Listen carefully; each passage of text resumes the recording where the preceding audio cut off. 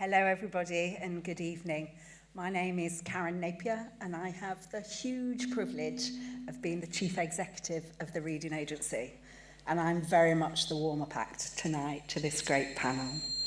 So happy World Book Night. Thank you for coming to share it with us, whether here in the British Library or across the country. We're really pleased to be with all of you on a very special celebration of reading.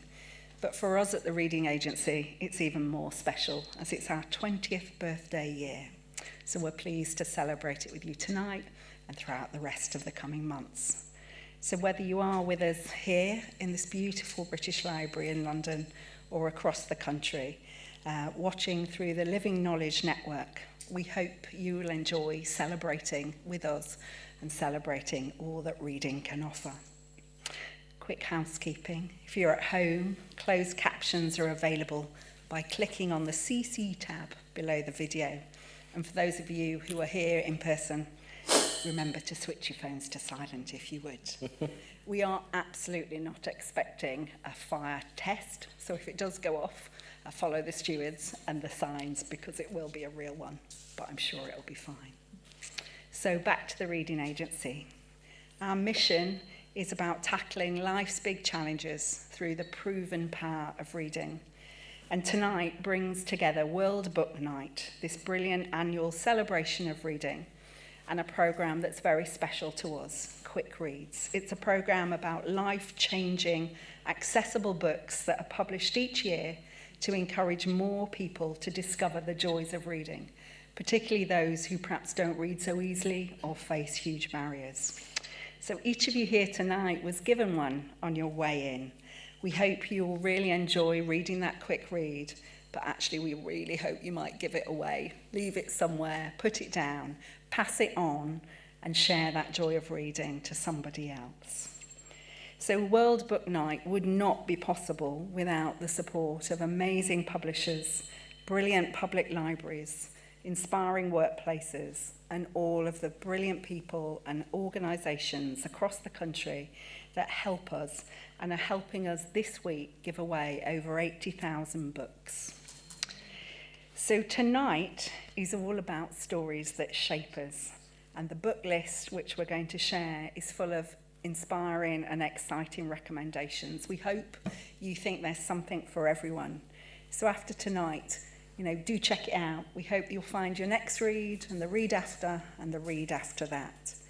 And that we hope that everybody who's sharing this evening across the country between 7 o'clock and 8 will join in the reading hour and really get into a good book. So my real job tonight is to say welcome to all of you, but thank you to the panel. Thank you to Bobby and to all of our speakers.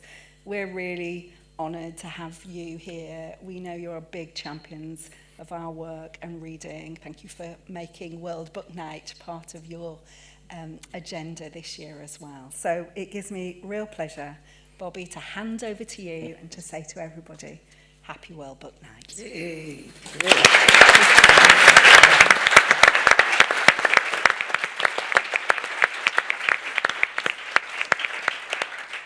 Thank you so much, Karen, for the introduction, and welcome everyone. Isn't it fabulous to have an event where we're all actually gathered here? Yeah. So thank you so much. So I'm Bobby Seagull. I'm an ambassador for the Reading Agency, and normally, I'll be honest, Christmas is my favourite night of the year, but this World Book Night is going to be running it close. So obviously, I'm thrilled to be your host. I wasn't paid to say that. So when people, if they actually, you were paid to say that. Actually, that is true. That is true. But I probably should add an extra charge for that. So when people look at the list and think, oh, Bobby Seagull, he's the host of tonight, they remember like, oh, I recognise him, University Challenge and the Monkman and Seagull Genius Guides. And often when people have a conversation, they'll say, oh, Bobby, you're really smart, you're really knowledgeable. I often twist the conversation. I'll say, actually, rather than calling me smart or knowledgeable or genius, whatever word, it's better to ask me, why am I knowledgeable? And I take them back to the 1990s in a time machine. Every Saturday, so my dad and mum in the house in East Ham, so mum made really beautiful, delicious South Indian lunch. And then my dad would take us, me and my brothers, down East Ham High Street to the library, ostensibly to do some food shopping. We'd go to the library, sit there for hours, cross-legged. I can't do that anymore, but reading all sorts of books on the Aztecs, on the Victorians, the fiction of Roald Dahl. And actually, it's those Saturdays in the library reading that actually gave me the knowledge to be the Bobby Seagull I am today. And there's so many people out there that have incredible stories about how books, reading, and libraries change their life. That's why it's such a privilege to be part of this incredible panel tonight. It's almost like, if you know Avengers, we've got the book Avengers here tonight, and you are like our next book warriors, as it were. So I'll introduce you to our amazing foursome today. So firstly, Dr. Alex George. So I actually first came across him on Love Island a few years ago. And what I found incredible is that he's used his platform as someone that's an A&E and TV doctor to make such a huge impact. I think as a teacher, I know that you make an impact on the lives of young people. And you're actually a youth mental health ambassador, and you're trying to push towards making that compulsory in school. So thank you so much. And your book, Live Well Every Day, is actually on this year's World Book Night list, and it addresses health challenges in today's world. So thank you, Alex. Thank you.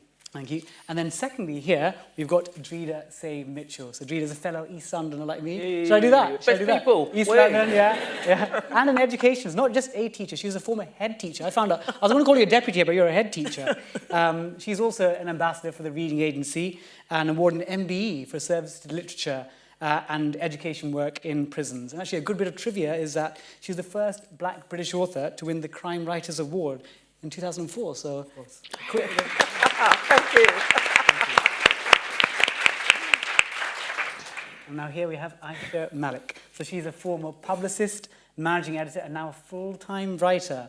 And actually, her debut novel, Sofia Khan, how do you pronounce it? Sofia? Sophia. Sofia Khan is not obliged, and its sequel were dubbed as the Muslim Bridget Jones. And to be honest, who's a fan of Bridget Jones here? Who isn't? Who isn't? Who isn't? You've got to read her book then. And actually there's a sequel, Baby Blues, a special edition to the series for the Reading Agency's Quick Reads. Yeah. Brilliant. And then last but not least, Lemn Sissay. So Lemn, I first met him in Belfast. So I'll tell you what happened. So I was going for filming for Celebrity Mastermind, and I was told my taxi's been taken. Bobby Seagull, you've already taken your taxi. I'm like, no, I've not taken my taxi. And apparently there had been a man who saw a sign that said Bobby Seagull and took my taxi. So I went to the hotel. I'm really a nice, docile guy, and I was ready to make war with this guy. I said, why did you take my taxi? And I found out it was Lemn. He's a gentleman. We're friends now. So Lemn, don't take my taxi again. I said to him, no, I'm Bobby Seagull. We just looked at each other. It's like the Batman. So Lemn is a BAFTA-nominated international prize-winning writer. He's actually been awarded an OBE for your services to literature and charity work. And actually your memoir, which I've listened to as an audiobook, My Name is Why, shares your story about your childhood and care. And it's also a quick read today. So here's our wonderful panel. Thank you.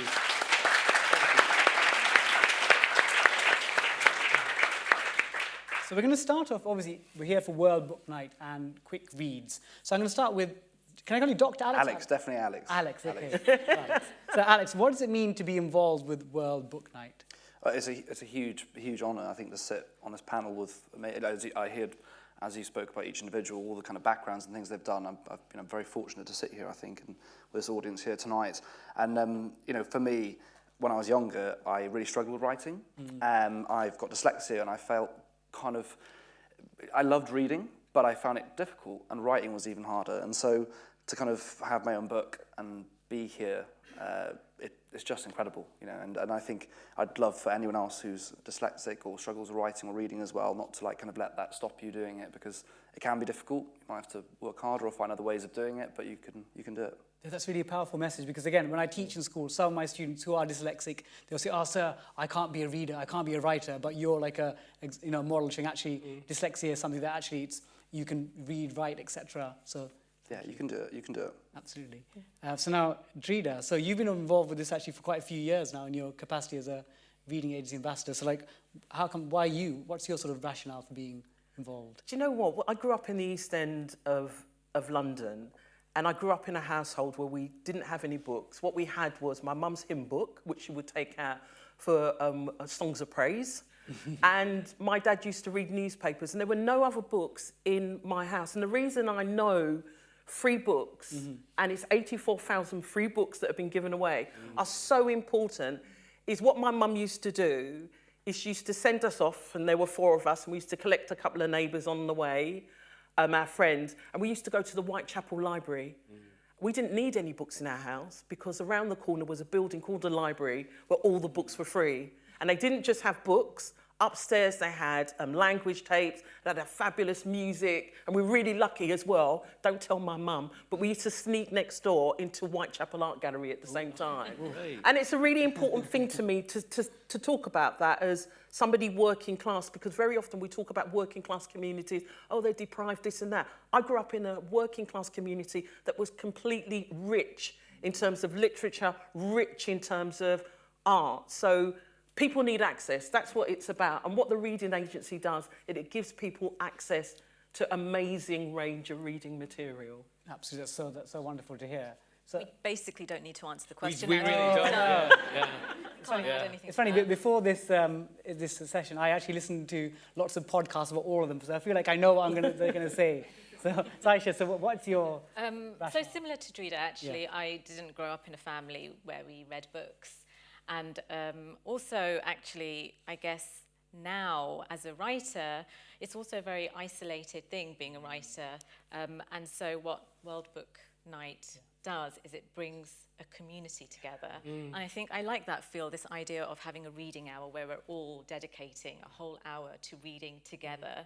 So even though reading and writing can be a solitary experience, what this does is sort of brings everyone together and you're able to experience it together, which is quite nice. That's great. I never thought about the juxtaposition of being a solo reader, but actually being with the community at the same time. Lovely, lovely concept. So Lemn, how about you? So What, you mean, how about me? being like, what's the Oh, in context with what we're talking about? Yeah. So I was gonna say, Let He's me gonna get the be memo. trouble today, by the way, guys. Takes my taxi, Oh, wow. Gonna be tries to show trouble. me out. well, I just think it's a great idea. I was brought up without books, and Jamie Bing from Canongate Books, he started World Book Night. It was his idea, his thought, and I came to Jamie about 30 years ago at Canongate Books, just as he bought Canongate Books. So I've just watched this beautiful thing grow from a beautiful mind. World Book Night is one of those things. The Letters Live is another. Yeah. I grew up without books. In the children's homes, there were no books. In the foster care, there was the Bible. And I think that when you engage with a book, you have to be open to new stories. And that's a magical thing. It's an intimate and magical moment of connection and of openness from the reader. For them to take us. I feel privileged with every person that says that they've read a word of mine. Obviously, I invoice them afterwards. I'm not stupid. But It's got to make a living. I know, smart guy. but this is a wonderful thing anyway. This giving away, like you said, 84,000 books. Absolutely. We need to give more, right, at the moment. Yeah. It's incredible. So actually, obviously, we're talking about 84,000 books being given away, and these books will be sometimes given to people that may not know you or have come across your work. So I'll start with, again, Alex here. So how do you feel someone getting your book, but they're not aware of you? Like, is it going to introduce a new audience to Yeah, I mean, works? it feels amazing. And just to reiterate that, just to think how many books and how many people, and if that changes even one person's life or the outlook or the kind of connection with reading and learning, I think that's special. But for me, I wrote the book because I felt that throughout school and education, we're not given the kind of tools in terms of health and how to look after yourself that maybe you need to. And so if someone reads the book and they learn something about sleep they didn't know or about food that they didn't know, then I feel that's amazing for me. And Dreda, what about you, the audiences that might somehow grab your book and go, oh, what's this? One of the things, I think one of the ways that me and the Reading Agency have worked really well together, a common ground, was working in prisons, because the Reading Agency is about reaching communities that normally wouldn't maybe have access to books. So I'll tell you a very quick story, because tonight we were about storytelling. Yeah, So for the Reading Agency, I went into a woman's prison, and they were really excited, and actually the government got everybody together. So I spoke to everyone in this prison, and then they had the prison radio, and they weren't quite ready for me. So I just waited in the corridor, and one of the inmates came along, and I was holding my book, which was a World Book Night book, Geezer Girls, in 2014. And I was just holding it, and she came up to me, and she mistook me for a prisoner. And she says, Dreda's coming in today. She's right good, she is. Her books are phenomenal. And slowly her voice dribbled away and she went, "Oh my goodness, are you Dreda?" And I went, "Yes, I'm Dreda." And she says, and her voice shook with emotion. She says, "I'm so pleased to meet you." She said, "I've been in the prison for a number of years. I came across Geezer Girls in the library. I picked it up." And she says, "It's Geezer Girls that helped me learn to read." That's amazing. And in prison, there are so many people who can't read. And, you know, it's moments like that. You know, when you're in with your publisher or your agent, they're all talking about sales, how many sales you've got. But when somebody tells you the impact of your book has been to help them learn to read, you can't quantify that in terms of money or anything. And it's not the first time I've had an experience like that through the reading agency, through their work that they do in prisons. So they have a phenomenal impact in lots of different communities that they're trying to reach. Oh, yes, it's those human moments that are the priceless Yeah, ones. absolutely. So Yeah. I was doing an event at Worthing actually on Tuesday at the library, and a woman came up to me after the event, and it was for the reading agency, and she said, "I teach adults with literacy problems, and actually the reading agency is the one thing that keeps them engaged with reading and gets them engaged with reading, because adults don't want to be patronised and be given children's books, so this just makes it accessible for them." Similar to Dreda, I have a story. I was Googling myself, as you do, in the early days when it's still fresh and it's a novelty. I still do. I do as well. Go check us out then. And I came across this random blog about a men's prison in Canada, that a group of which were reading Sofia Khan Is Not Obliged. Wow. And unlike you, Dreda, they hated my book. They were like, "Muslim hijabi woman in London smoking fags and swearing, that's not authentic." But what I found fascinating about that was that they were engaged with the book. They were talking about it with passion and vitriol, but that's another thing. So I just found it amazing that there's a group of people in prison in Canada who are talking about this book that I wrote in like a little hole in Tooting. Yeah. It's just, yeah, it's lovely, yeah. That's incredible. So, Lemn, have you had any experiences of, again, through the giveaway, any new audiences coming to be aware of your work? Not necessarily through the giveaway. Maybe.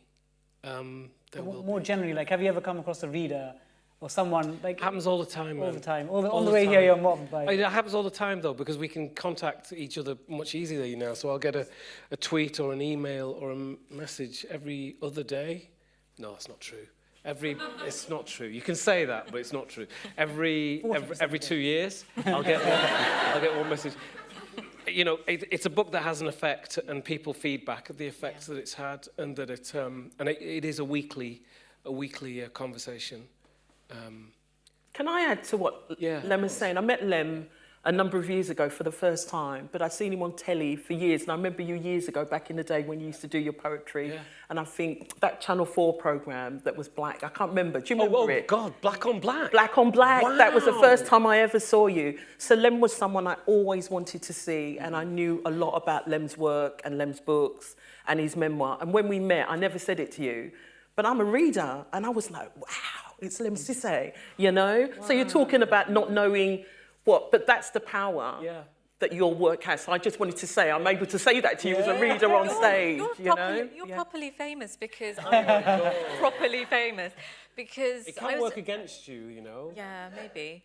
But I was just telling you, about 22 years ago, when I was studying English literature A-level, my teacher, who was great, and she really, pushed me towards writing and reading more, she said, "You must read Lemn Sissay's work." And that was 22 years ago, and now I'm on stage with you. That's amazing. There we are. That's just aged me dramatically. 22 years ago. 22, yeah. And I'm happy about that, you know. I said to you, didn't I, when I saw you, I was like, "Oh, it's you," because I knew your voice. He said, "Oh, it's you." Yeah, but because I've just heard you so many times giving critique of all kinds of cultural stuff on the radio, and you hold a very strong line, and I respect that, and we need that as well. So I know you're a writer, and I know what you write, and I know how big that is. Because when you're a poet most of your career, you see yourself in context. You have to as a poet. You see the novelists, you see the memoirists, you see the comedy writers, you see the poets, you see the songwriters, and it's a wonderful industry. This. Yeah, a lot of mutual It's a wonderful admiration. industry. Yeah, brilliant. It's not even mutual admiration. We're all No, it's readers. not, I'm a readaholic. So Yeah. when I go home after here, I will get my iPad out and I will read. And I love historical romances. So I will read something So that is makes it me reading think. on an iPad rather than a... Yeah. I didn't think I ever would, but I am. Is that because you can't? Is that because of carrying books around? It is, and I've got very bad eyesight, and I can change the font Okay. and the size and stuff. But I thought, because you were talking about, and you were I just wanted to be able to say, I'm a reader of your work, and I've really appreciated it. So thank you very much. Thank you. It's nice. Yes, before we're going to see a quick video in a second. I just wanted to straw poll. Who actually prefers reading on digital devices here rather than... Be honest. Who prefers reading digital devices? So it's about, I don't know about maths here, it's probably about 25... So hands up for what? Hands up Who for... prefers reading on digital devices? So like tablets, iPhones, rather than physical book. So digital fans. Yeah, do you? I don't like it. I like having the book. Really? Less than 15%. Sitting with it, folding the page, you shouldn't do that, but I like So people, hands up, who prefers reading physical print? That is the vast, that's like Oh. 80, 90, okay. Thriving we are. Okay. Do you know when we did the Booker Prize, the judges, we had to have them by PDFs on our particular year because of the pandemic, because all of the publishers shut down, so they didn't have the books to give us. Yeah. So we had to just spend ages looking at the screen with all the books, and which meant that we didn't get all the books to take home because I wanted to make a table out of all the books. I really did, to have the book a year table. But I couldn't. That's an It idea. doesn't work the same with a laptop, you know. There's an iPad. Put a coffee on it. Yeah. That's a future Turner Prize winning It is actually. Booker table. It actually is. So we're going to take a look at a quick animation which shows this year's full World Book Night and quick reads list.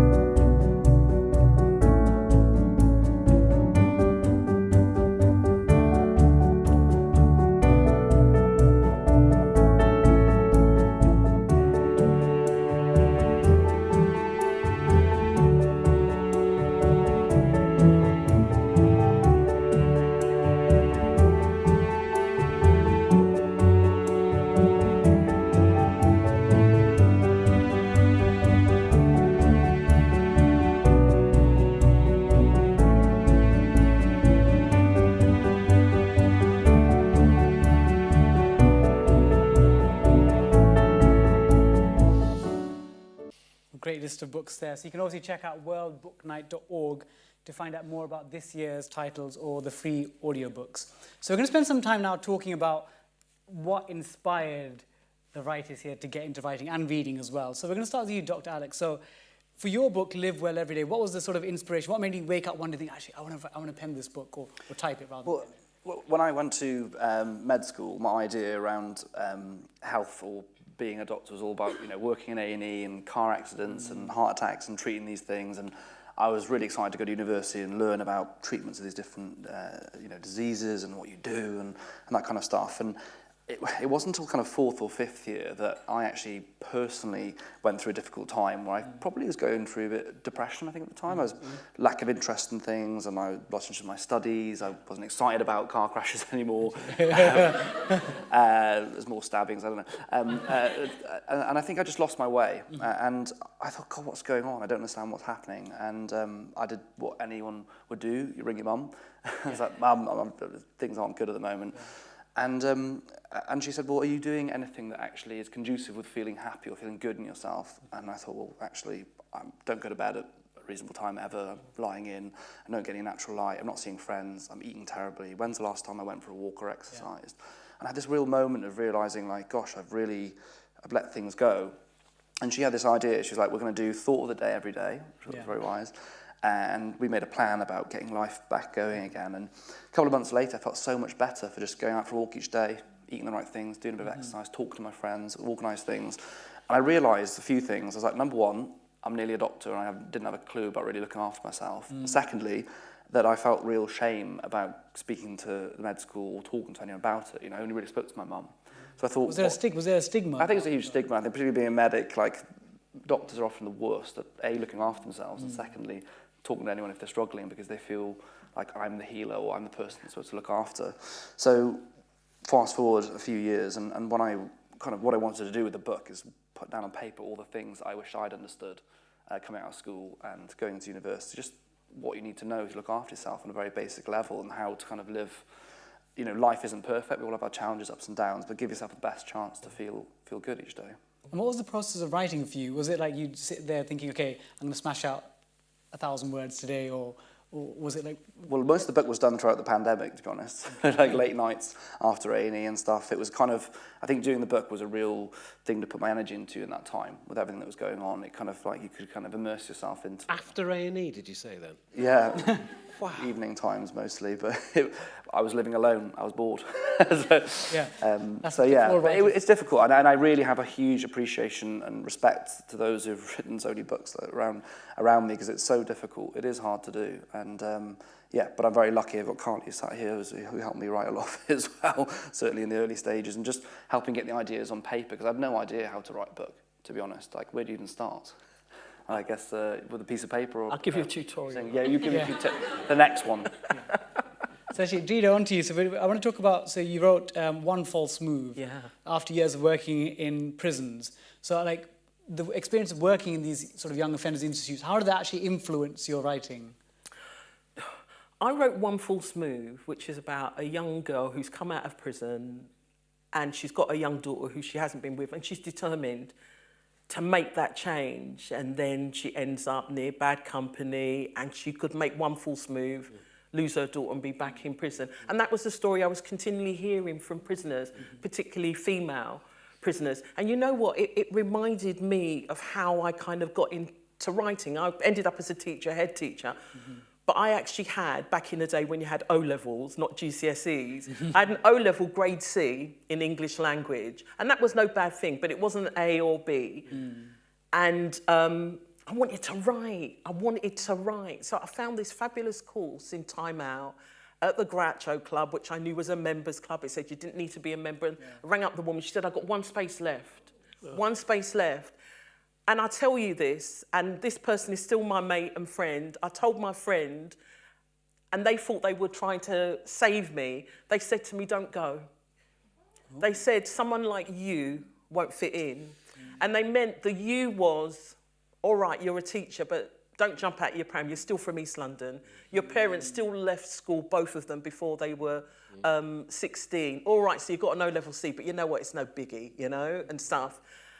And I thought, I'm going to go just to, you watch me, you know. And I got in and I went that morning, and I never forget, was, the Groucho's in Soho, and it's in a beautiful Georgian house, and they're very slim, and the sun was bright. And the nearer I got to this building, the nearer my confidence was going. And I thought about all those prisoners, you see, their confidence kind of going. My friend had planted a seed of doubt. And I got there, and I was like, and I always describe it like this, a tortoise with my head inside the shell in the corner. Don't notice me. All these other journalists who can write, they know what they're doing. And what I didn't realise was happening was the woman who ran the course, Maggie, she was loving my writing. And then a year later, she set up her own independent publishing house. They did an anthology. I gave them the first chapter of my novel, which was nowhere finished. Her and her co-director loved it. We finished the book, running hot, which then went on to win the John Creasy Dagger Award. Wow. You know, yeah, exactly. What a story! But it's a story about confidence. If I'd listened to my friend, I wouldn't even be here today.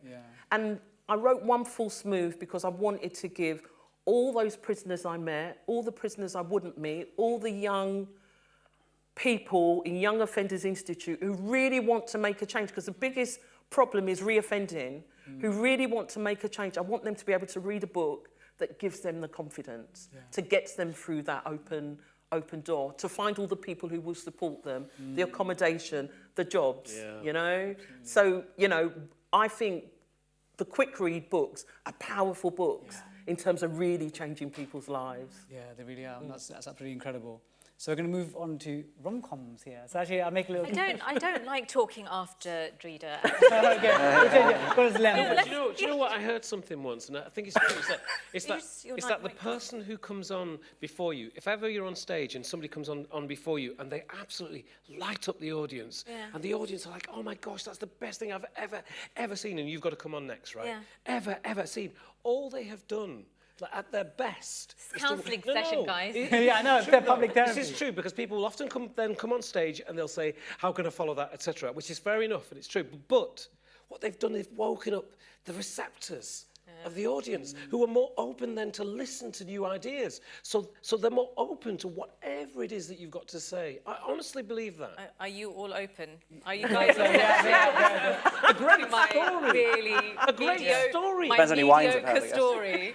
Okay, A great story. Thanks, Lemn, for Opens. that. Okay, I'll shut up. Okay. Yeah, so I want to hear about your story about how you got into writing. Okay, so I always wanted to be a writer. Yeah. I didn't grow up with books around me either. But I guess when I was 7 or 8, or around that age, my dad started buying me books for some reason. I have no idea why. He's not around for me to now ask him. But it got me into reading. I remember being obsessed with The Wizard of Oz in a way that I would read the book, and then I'd finish reading it, and then I'd start rereading it again. I don't know why. Was it the Munchkins? Was it the Wicked Witch? Cool, yeah. It was something. I was obsessed with it. Anyway. Everything was in that book. Everything. Everything. Munchkins, Economic- flying monkeys, the lot, wasn't it? Exactly. There's underlying economics as well in the book as well. Oh, right, Yeah. okay. This conversation's taken a very long turn. And then, so I think growing up in a South Asian household, I always felt I was expected to write really serious, kind of morbid stuff, you know, things about oppression, honor killings maybe, arranged marriages definitely, you know, and I started to do that. I started writing about all these things, these serious, depressing things, and I couldn't quite find my voice. And for me, writing and reading is about finding your voice, right? And then I thought about what is it that I love to do, or what is it that I love? And I loved, still love, Bridget Jones. And I thought, how do I integrate that into my life? And I used to go on a lot of dates, still do. And I used to bring those stories to work. And a friend of mine said, you should write a Muslim dating book. And that sort of stayed in my head, and it percolated over a few years, and I thought, why not write a Muslim Bridget Jones? And then thus was born Sofia Khan. And I just realised that actually comedy is a great way to engage readers, because everyone likes to laugh, and life can be serious and really sad, and actually I like to bridge gaps via comedy, and I found that was where my voice was, and I just hope that readers engage with that more than the stories that you hear on TV about Muslim terrorists and all that stuff. So how did you find it, finding your voice in writing? So obviously you're inspired by Helen Fielding. Yeah. Were you almost like trying to channel her when you were... I was mostly trying to channel Austen, and not very successfully, might I add. But that was my core. And also, as a South Asian person, again, I had a lot of... the culture has a lot of similarities to issues within the Regency period.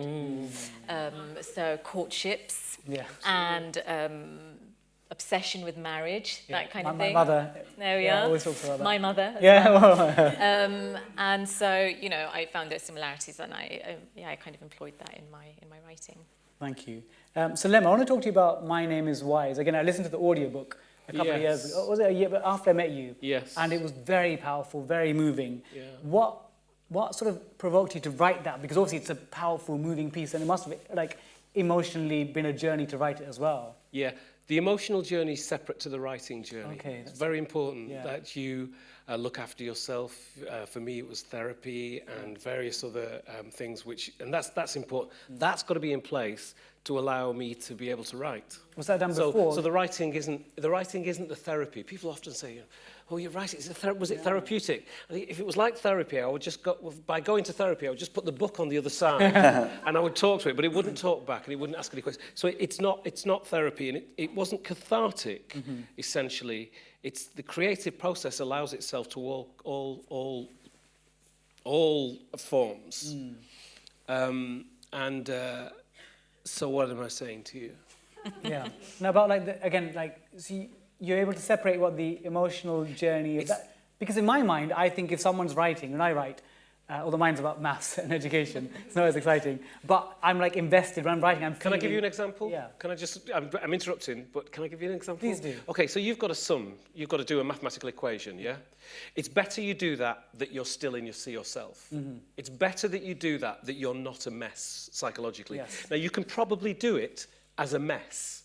You can probably get that sum out there, and it would be a pain in the backside to communicate it because you were feeling so bad when you did it, and it will always be a reminder of that badness. Okay, so it's exactly the same as a writer writing about yourself. For me, this is my experience, that actually it's my job to be well. It's my job to be well in myself, but that is separate to the creation of the piece of work. I had a series of files. I think for all of us, possibly, our own story is so unique, so unique. And I didn't know how I could communicate what had happened to me without sounding like a crazy person. I was stolen from my mother. I had my name taken away from me. I was imprisoned as a child. At 18 years of age, I didn't know anybody who knew me for longer than a year. These things are either some kind of made-up story so that I can connect to the world by making it feel guilty for what happened to me, or they actually happened and they're my lived experience. Okay, so me being known as a poet was also a means to being able to find the proof of what happened to me and present it as what happened to me. It's a real story. It's not a game. It's not a blur. It's not a, it's not a trick. It's not a cultural, cultural way of bridging between one and another. It's an active story. So I found the proof. I got the files, 18 years of files, and it was all written there. So I just used those files in the book to tell the story, and that was it. How difficult was it to get the papers? It took me years. I made a Radio 4 documentary in 1995 where I was going back to Wigan for the files. When I was 18, when I left the children's homes, the Freedom of Information Act just came in 1985 that allowed us to look at our council reports. I wrote a letter. When I got those files in 2015, the last thing in them was my letter asking to see them due to the new Freedom of Information Act in 1985. It's a crazy story. So you have to be well to write that. Yeah. Yes, of course. You know what I mean? Yeah. To show it in all of its darkness and light, you have to be well. Otherwise, you are blaring all over the audience, right? And that's... Actually, I want to sort of ask the writers as well. Do you compartmentalize when you're writing? Is it yourself, or do you sort of like, this is Ayisha the writer, she's now Ayisha the person sitting there watching? I mean, I think if you're writing fiction, then you have to try and be objective. But I think the characters that I create anyway, there's a part of me always in those characters, even the horrible ones. You get to explore a darker side of yourself via other sort of character lenses. So a part of you is in each of the characters that you end up creating, the story that you create.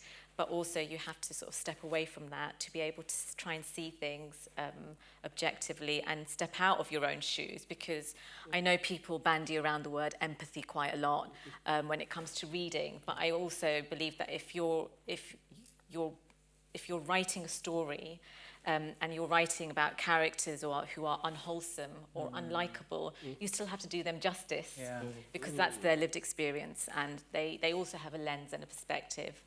So if you're writing about a racist, you have to embody that character, and that to me is really important, because otherwise the writing isn't authentic. It's almost like some actors, like Daniel Day-Lewis does his method acting. Yeah. Same as writers have always got to like sit in the mind. I try of not that to be a racist. Yeah, yeah, not advice. You just want to enter their mind. enter the mindset. Yeah. Do you find when you're writing Dreda, you try and enter the minds of your characters?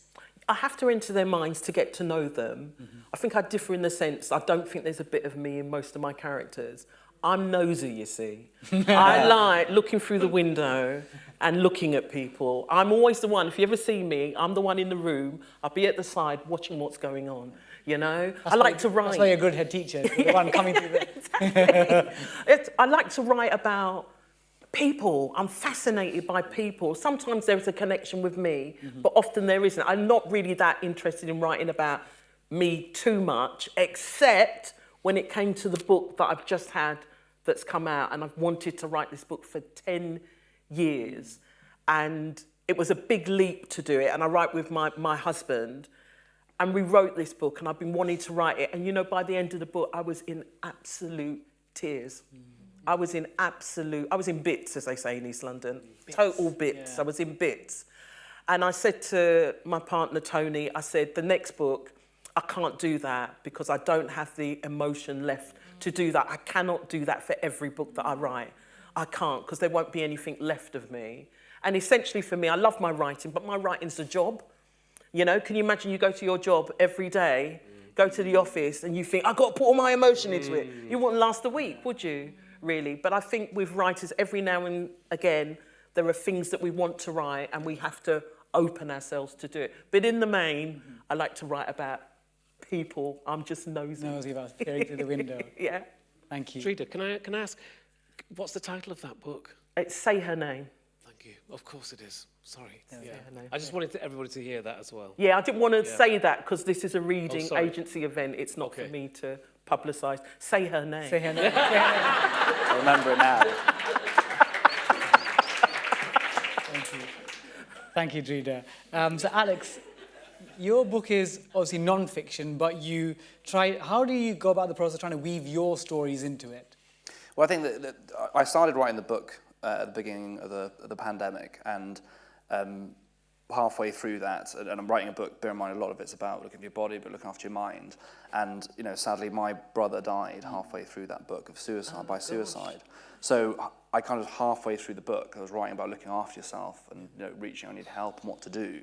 So then I had to kind of finish the book, and we spoke with the publishers, and Carly said, well, what do we do? Do we stop? And I felt it was so important for me to finish the book and carry on, because it was like, and I agree, it doesn't help your emotions writing the book. And in many ways, you're right, you have to be in the right mindset to do it, but I felt like it was important for me to get it done. So yeah, like there's a lot of that story in there, I think, in some ways. But, you know, I think, not in a kind of too emotional way, but, you know, writing that book, it also means a lot, 'cause I think if it helps someone else that feels in that way, in the space that he was in, then I feel there's something good from it. But yeah. Yeah. And actually, I've listened to some of your podcasts where you talk about how you'd like to help others not go through the same sort of situations. That's why if you can, in your public ambassador work, in your work as a mental health ambassador, if you can talk about issues and it helps reach just one person, obviously it reaches lots of people. Well, it's like with what you're doing here at the reading agency, and like you are ultimately, it's amazing if you help lots of people, but even if you help one person, that can change their life, not just their life, but their family's life as well. And like, yeah, we have to live with what has happened, as many other families do, and many other families have lived with things that are equally difficult in different ways. But if you feel that you can take that energy, that pain, and you can put it into something that helps someone, then I think that feels good. Thank you, Alex. So in the last 10 minutes or so, we're going to talk a bit about the power of reading. So reading, of course, is at the heart of World Book Night, and why we're all here to celebrate like early Christmas Day. And tonight, for me it is. And so tonight's obviously a moment to celebrate the power that reading can play in people's lives. So I'm going to do a little quiz question for you now.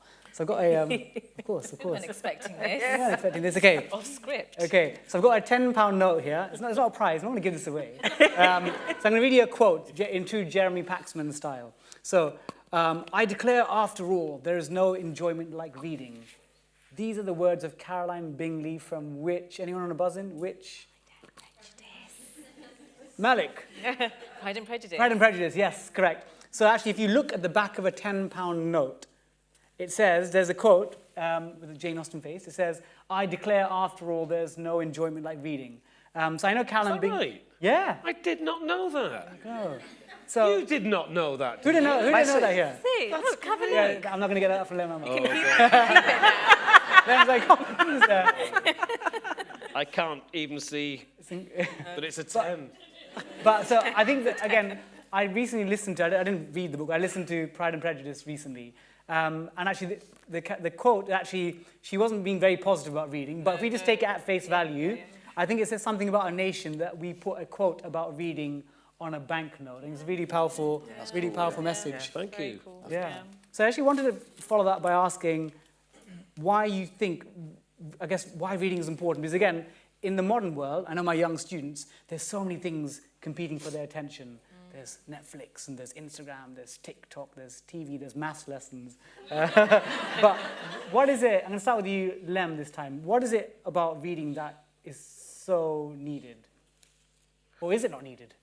Well, all I know is that I think reading is more popular now than it's ever been. That the internet is the great publisher in the sky, and there's only two ways of working with it. One is through visual, and the other is through the reading medium. So we're reading, more words are passing between more people now than since the beginning of time, period. Fact. So we are in the golden age, or the beginning of the golden age of reading. It's a wonderful thing, and it's why World Book Night just becomes stronger and stronger. It's not a replaceable experience, the magic between reading, whether it's on the page or on the pad, and the mind and the heart. So I don't know what the question was. But like, why is reading, I guess... Yeah, it's not a replaceable experience. It's not, you can't outsource it. I'll just jump in, because what the reading agency says, and this sticks with me, is they have a quote, and the quote is, "Our vision is that reading will lead everyone to a better life." You know, and that's what I think the work that the reading agency does, because it recognises people read for pleasure, people read for life skills, because how do you operate in the outside world if you don't read? People read for well-being and health. And I tag on to that some work that I did in the Young Offenders Institute. I went in there and I was commissioned to do some work by, I can't remember what they're called. Anyway, I was commissioned to do some work in Feltham and another one called Cookham Wood. And it was to try and engage white working class boys and boys from minority ethnic backgrounds in reading. And it was the toughest work I've ever done, let me tell you. And the way we did it was through lyrics, was looking at lyrics and poetry. And the first day in Cookham Wood, I walked in and this young kid who was about very small stood on the table and went, and I thought, oh, it's going to be one of those days, is it, really? And we did this, and by the time we got to the third session, and I gave them books that they could take back to their rooms, they're not called cells in Young Offenders, to their rooms. And when I left after a week, I got contacted a month later to say, this child who has stood on the table, and he told me as well he had dyslexia, he went away and he wrote 23 poems. They entered them for the Cursor Awards, which are the awards they have in prisons for writing, and they have a certain a special section for 16 to 18-year-olds. He won 3 of them, including an inaugural award, and the inaugural award was for a poem he wrote called "See Me." And the standing on the table doing this, because he was so small, wasn't being rude or naughty, it was just, I'm here. You know, and stuff. So when people talk about reading, there's just so many different things that reading has an impact on. And you know what? I went back to see him 6 months on, and that had opened up a whole world for him. He was involved in an anti-bullying initiative. So if there were issues on the wing where they were, some of the lads would come and get him to be someone who would intervene and sort something out. He wouldn't have been able to do that if we hadn't done this writing programme with him. So writing is just for many, many different reasons. So if you've got 84,000 books, read them and pass them on to people and keep passing them on, because it's not just about reading words on a page. Reading is so much deeper than that. It's that sense of belonging that you get in a book that you might not get in life. Yeah. And I think especially as a child, if you're growing up and you're introverted and you feel slightly isolated, you don't have many friends, and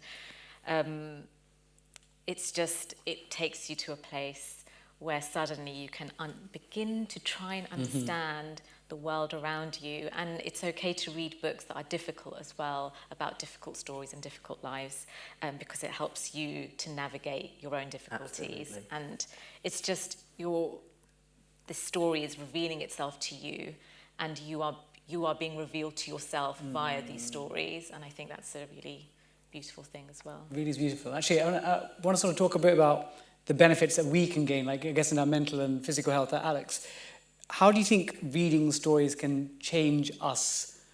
Well, I mean, the benefits can be huge. I mean, even from a sense of before going to bed, rather than looking at math talk or whatever is on TikTok with blue lights in your eyes. I think the reading process, it calms the brain. It's good for the mind, right? To read, and you escape, and you're in a different place. And in terms of like the development of your mind, it connects all different parts of the brain. And also in terms of even just learning, I mean, it's a great way to engage with people. And what I enjoyed about reading is that, when I was certainly younger, I struggled more with it, but you can take your time, you can go back over things, you can look at it in a way, and, your mind, processes that. And I feel that sinks in really well. And I personally learn probably better reading than I would, say, watching a video. That's my take on it. But in terms of how important it is, it's vital, and I think it's so important that people feel that they can be included. And I think in some ways when I was younger I felt a little bit excluded because of my challenges with it. But I think, and I hope people watching, or anyone who is, whether it's dyslexia or otherwise, you can learn to read. You can read difficult books, which I felt maybe I couldn't do before, and you can write as well. And you find ways of doing that. So I think that's a very important message. Can I just add to that?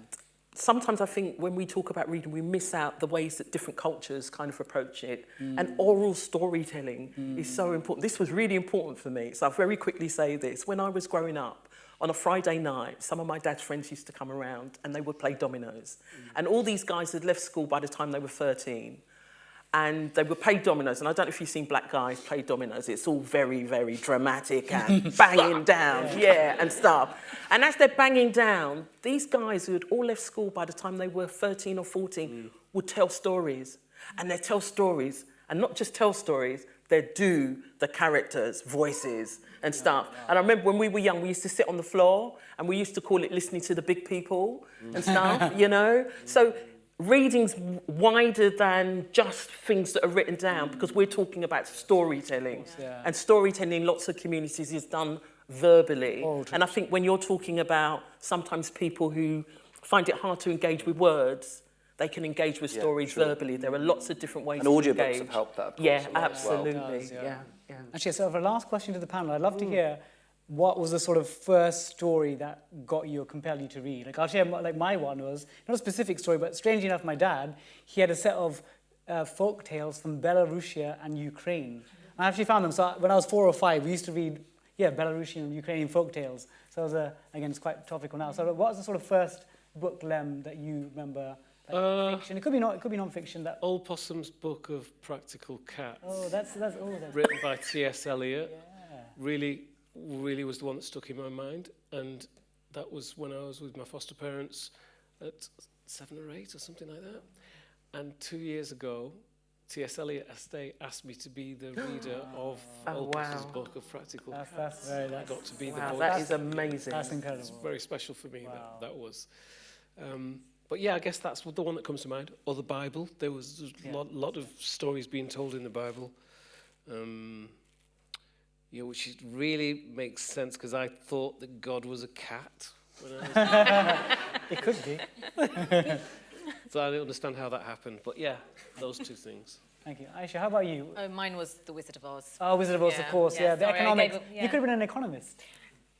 Okay. You know the ruby slippers and the ruby slippers. They're meant to represent different types of commodities. Really? Yeah. Is that right? Yeah, it is. Yeah. So it was like Symbolic is of he the making gold is he making this up? No. It was Are we symbolic being of the, gullible? No, in the 1920s and 30s about the gold standard. Should people stick to one currency? So it was actually an allegory as well as a great story. Yeah.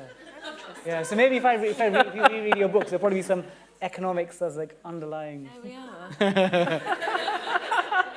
Okay, and then Dreda, how about you? God, I've got so many. I was going to choose something that was really worthy, that had a great impact on my life, but I'm going to park that story to the back. Because where am I in my life now? Winston Graham's Pole Dart books. Oh. I read those books over and over and over, and I remember the first Pole Dart series. And why did I like them? I loved Demelza. She sounded like a girl like me who liked to muck around and stuff. Because I grew up at a time in the 70s when women had to still wear dresses and stuff. I was a woman who I like trousers and stuff. I like trainers. I like mucking around. Yeah. So it's identifying with a particular character. And what I realised at a young age was I like romance. I like a happy ending. Oh. Yes, please. Lovely. My mum used to read The Faraway Tree to me when I was little. I remember that as a really fond memory, and she read it before bed every night. So that was the first one. That was the first time my imagination I can remember being like, imagining living this magical tree and things that happened. Reading before. So as you say, hands up. Who reads a book before they go to bed? That's like I think that's like a. Almost like a. I want to say I do, but I'm all about the reels. Oh, the reels. Oh God, yeah. Communication. Math talk. He's the only honest one on stage, isn't he? He's too honest. Yeah. So again, I've got a book by the bed, so okay, you know, but it's a prop. It's a good prop. Prop, yeah. Yeah. So with that, I think this discussion we could continue for hours and hours, but sadly we're going to have to end it here. Before I have a sort of concluding few words, after I finish, Lemn will be doing a reading from this book, so that's going to be fabulous. One little thing I wanted to share, a little anecdote is, I was on Would I Lie to You, the BBC panel comedy show recently, and I picked up my card, and my card was, when I go out to a nightclub, I always take a book with me. What do you reckon? Well, this is great. I love that show. You got 1 minute. You got 1 minute to interrogate me. That's all. Before. What was the book called? Depends on what sort of night. What was the book? Do you really do that? Was it a maths book?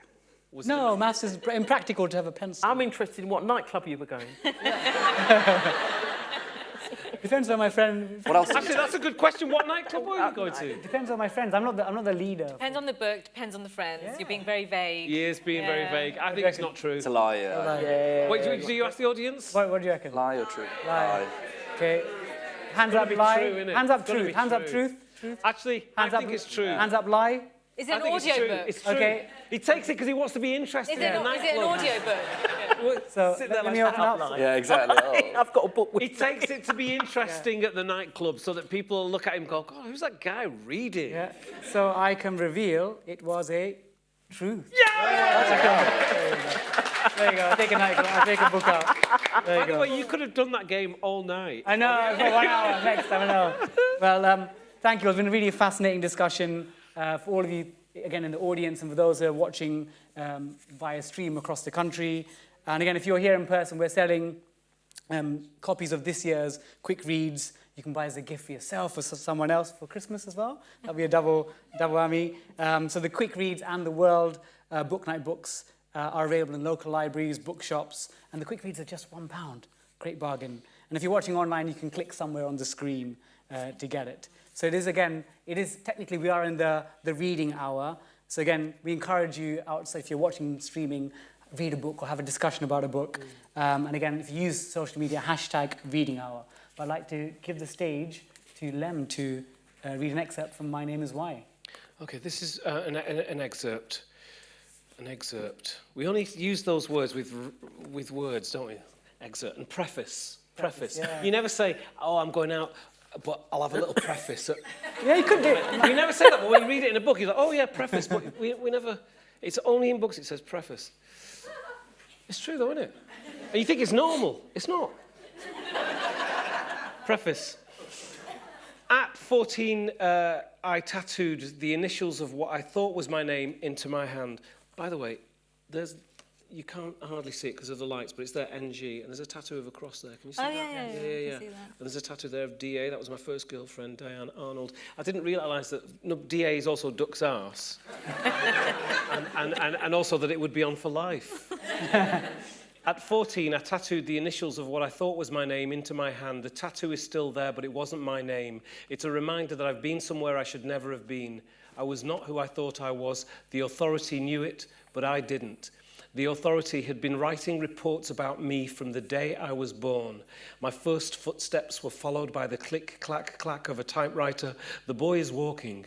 My first words were recorded. Click, clack, clack. The boy has learned to talk. Fingers were poised above a typewriter, waiting for whatever happened next. The boy is adapting. Paper zipped from typewriters and into files. The files slipped into folders under the S section of a tall metal filing cabinet. For 18 years, this process repeated over and over and over and over. Click, clack, clack. Secret meetings were held. The folders were taken out and placed on tables surrounded by men and women from the authority. Decisions were made. Put him here, put him there. Shall we try drugs? Shall we try this? Try that? After 18 years of experimentation, they threw me out, the authority did. It locked the doors securely behind me and hid the files in a data company called the Iron Mountain. So I wrote to the authority and hand-delivered the letter. The reply informed me that I had to write to customer services. So I wrote to customer services, and customer services replied to say they were not permitted to release the files. The authority placed me with incapable foster parents. It imprisoned me. It moved me from institution to institution. It shuffled my head. And yet now, at 18 years old, I had no history, no witnesses, and no family. In 2015, following a 30-year campaign to get my records, the chief executive of Wigan Council, Donna Hall, wrote me a letter. She had them. Within a few months, I received 4 thick folders of documents marked A, B, C, and D. Click, clack, clack. On reading them, I knew. I took the authority to court. How does a government steal a child and then imprison him? How does it keep it a secret? This story is how. Oh, beautiful. Powerful.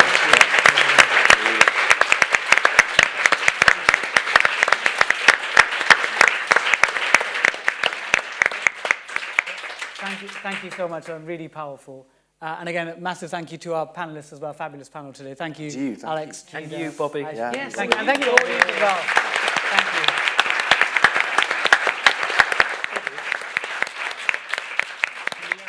Take a picture.